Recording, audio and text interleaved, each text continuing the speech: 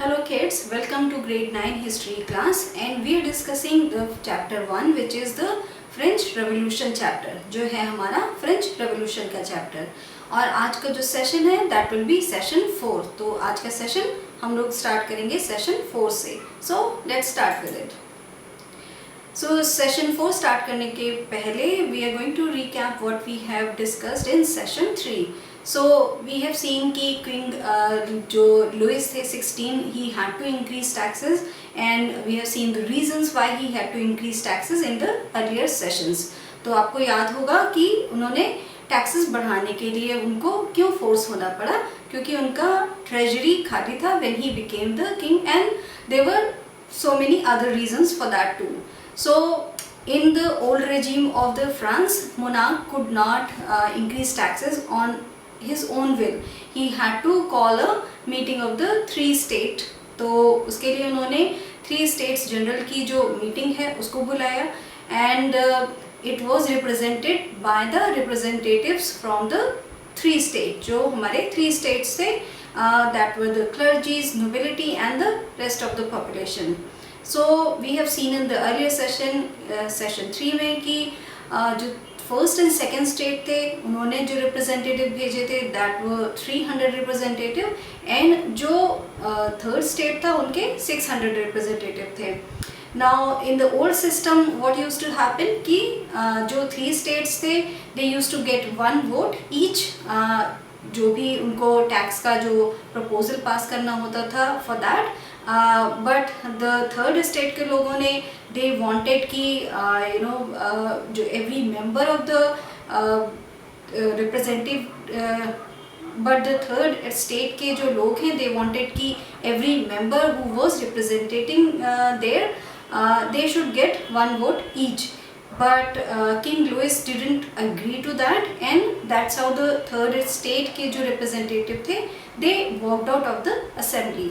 Now let's see what happens next। and जो ये session 4 है this is also the outbreak of revolution और ये second part है outbreak of the revolution का। So the representatives of the third state viewed themselves as spokesmen for the whole French nation। तो जो representative थे third state के उन्होंने अपने आप को ये समझा कि वो होल फ्रेंच नेशन को रिप्रेजेंट कर रहे हैं। तो जो भी फ्रेंच नेशन में जो भी चीज़ें चल रही हैं which is not good, they thought कि उनको ये सब अब चेंज करना है। They were thinking themselves as the representative of the whole nation, not only the representative of the third state। On June 20th they assembled and declared themselves a national assembly। तो जो third state के लोग थे वो assemble हुए and what they did they declared themselves a national assembly। तो उन्होंने अपने आप को एक नेशनल असेंबली डिक्लेयर कर दिया बिकॉज उनको लग रहा था कि they were going to change the whole nation and जो ये सब जो नेशन में चल रहा है कि जो privileges मिलती हैं only third state to have they only pay taxes, ये सब बहुत गलत है। it should not be happening। and हम लोगों ने देखा कि कैसे मिडिल क्लास एक ग्रो कर रहा था and they were educated people। तो उनको लग रहा था कि ये सब गलत है and people were writing about it। that's how this movement जो था वो बहुत आगे बढ़ रहा था। The representatives of the third state swore not to disperse till they had drafted a constitution for France that would limit the powers of the monarch।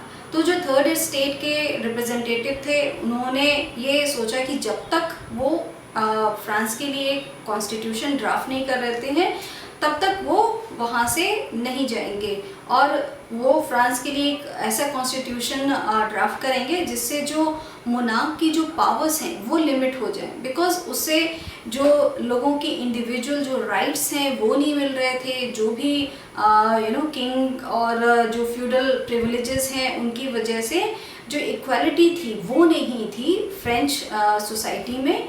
तो इसके लिए दे थॉट कि अभी एक बार जो मूवमेंट स्टार्ट किया है तो they have to draft constitution and they would change everything with that.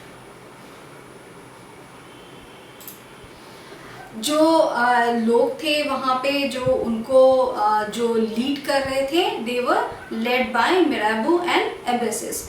तो Mirabeau he was born a nobility, but he also believe that जो बाय बर्थ जो प्रिविलेजेस मिलती हैं, he was not in favour of that. He also thought कि ये जो privileges हैं वो सब मेरिट पे मिलने चाहिए, जैसा वी सॉ दैट जो मिडिल क्लास था उनको ऐसा लगता था. And Abysses, he was a poet originally, and he wrote a very influential pamphlet called What is in the Third Estate. So as we discussed earlier कि people were writing about it, like John Locke and John Jacques Rousseau. The people were starting to write about it, and that's how ये जो movement था, this was picking up, and people knew कि all this was happening. जो privileges by birth हैं and जो taxes हैं, ये सब जो चीज़ें हो रही हैं, this was all not जो होनी चाहिए. इसके लिए बहुत सारे लोग, we are seeing कि जो influential लोग थे, जो writers थे, they were writing about it. While the National Assembly was busy at Versailles drafting a constitution, the rest of France seats with turmoil. तो जो वर्साइलेस का पैलेस था, where Marie Antoinette and king Louis used to live, जो we saw in the first session की where they used to live, वहाँ पे national assembly they were busy drafting a constitution, because जो national assembly बुलाई गई थी it was in the palace of Versailles. तो यहाँ पे वो अपना कॉन्स्टिट्यूशन ड्राफ्ट कर रहे थे. बट जब वो लोग कॉन्स्टिट्यूशन ड्राफ्ट कर रहे थे, एट दैट टाइम ओनली जो रेस्ट ऑफ द फ्रांस था उसमें बहुत सारा टर्मोइल आया हुआ था. सो वी विल सी कि वो टर्मोइल क्या था जो फ्रांस में उस टाइम आया हुआ था. A severe winter had meant a bad harvest. The price of bread rose. तो we have seen कि जो bread है that was the staple diet of France. जैसे हमारा स्टेपल डाइट है, जो normal food we eat every day, that is a staple diet. तो France के लोगों का स्टेपल डाइट वाज ब्रेड. तो उनके लिए that is very important, because that is important for them to everyday living के लिए वो बेसिक रिक्वायरमेंट है.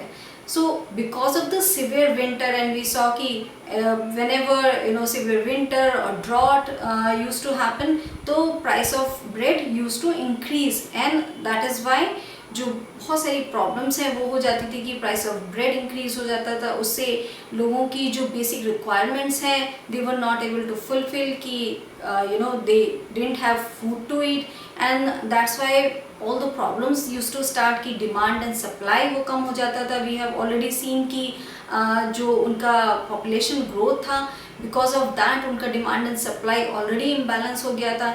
And on top of this when severe winter and drought used to come, उससे और भी प्रॉब्लम्स हो जाती थी, और लोगों को जो उनका स्टेपल डाइट है वो भी नहीं मिलता था. उसकी वजह से we have seen in a chart, if you remember बच्चों, आपने याद है एक चार्ट में हम लोगों ने समझा था कि हाउ दिस इम्बैलेंस, वो उसका इफ़ेक्ट क्या होता है. तो प्राइस ऑफ ब्रेड जब इंक्रीज होता है तो देन राइट भी होते हैं, because people have no food to eat, and also disease start होते हैं, नंबर ऑफ डेथ्स इंक्रीज होती हैं. So this all happens in a cycle because people don't have anything to eat, and that is necessary for anybody to live. Faced with the power of his revolting subject, Louis XVI finally accorded recognition to the National Assembly. Now जब price of bread increase, तो उसे क्या हुआ कि everywhere people started revolting. जो peasants हैं, everybody they started revolting because they saw कि merchants they were hoarding the bread and they were hoarding the things to eat, and because of that कि क्या हुआ कि whole France में एक revolt start हो गया. People started revolting everywhere. तो almost the whole France was revolting. और जब किंग लुइस सॉ कि everybody is revolting and nothing is in his hand any more, तो व्हाट ही डिड कि जब उन्होंने देखा कि एवरीबडी इज रिवोल्टिंग और कुछ नहीं हो पा रहा है, तो फाइनली जो थे उन्होंने जो नेशनल असेंबली थी जो थर्ड स्टेट ने बनाई थी, और दे सोर नॉट टू डिस्पर्स अंटिल जो वो अपना जो ड्राफ्ट कर रहे हैं कॉन्स्टिट्यूशन वो ड्राफ्ट कर ले. तो एंड में किंग लुइस को उनसे अकॉर्ड करना पड़ा और रिकॉग्नाइज करना पड़ा नेशनल असेंबली को, because he had nowhere else to go, और उनके पास कोई और रास्ता नहीं था इसके अलावा. On the night of 4th August, 1789, the Assembly passed a decree abolishing the feudal system of obligations and taxes. तो जो 4 अगस्त 1789 था, असेंबली ने एक डिक्री पास करी एंड जो फ्यूडल सिस्टम ऑफ ऑब्लिगेशंस था उसको अबॉलिश कर दिया. एंड अगर आपको याद हो बच्चों, हम लोगों ने पहले सेशंस में देखा है कि जो प्रिविलेजेस बाय बर्थ थी, जो टैक्सेस नहीं पे करते थे, दैट वर ऑल, जो प्रिविलेजेस थी उनको हटा दिया गया. एंड जो टैक्सेस थे, यू रिमेंबर टीथेस था, टाइले था, सो जो टीथेस था उसको एबॉलिश कर दिया गया. एंड ऑल्सो जो क्लर्जी थे, उनका जो चर्च के पास ज़मीनें थी वो सब government took it over. And almost जो गवर्नमेंट को एसेट्स मिले, it was almost worth 2 billion livres. So all that happened कि government took over everything, जो चर्च के पास ज़मीनें हैं, all that. तो उसकी वजह से वो गवर्नमेंट को पैसे भी इतने सारे मिले कि 2 बिलियन लिवर्स उनके पास और आ गए. So in this chapter what we saw the second part of the outbreak of the revolution. And जो आउटब्रेक ऑफ द रिवोल्यूशन हुआ वो बिकॉज जो थर्ड स्टेट था उसने उन्होंने दे वांटेड दैट कि they will now take it further. And also they made the constitution, they drafted the constitution, and then in the end Louis XVI had to recognize the National Assembly. तो National Assembly का फिर recognition हुआ and that's how जो outbreak of the revolution था उससे एक वो एक step further बढ़े and National Assembly को recognition मिल गया. और जिससे जो feudal privileges थी और जो taxes थे उनका abolish हो गया वो सारी चीज़ें. और इससे वी विल सी कि ये आउटब्रेक से ये चीज़ें उनको मिली. And next we will see कि what happens after this. So इस सेशन में इतना ही. So today's session we will stop. So this was all for today's session 4. Thank you.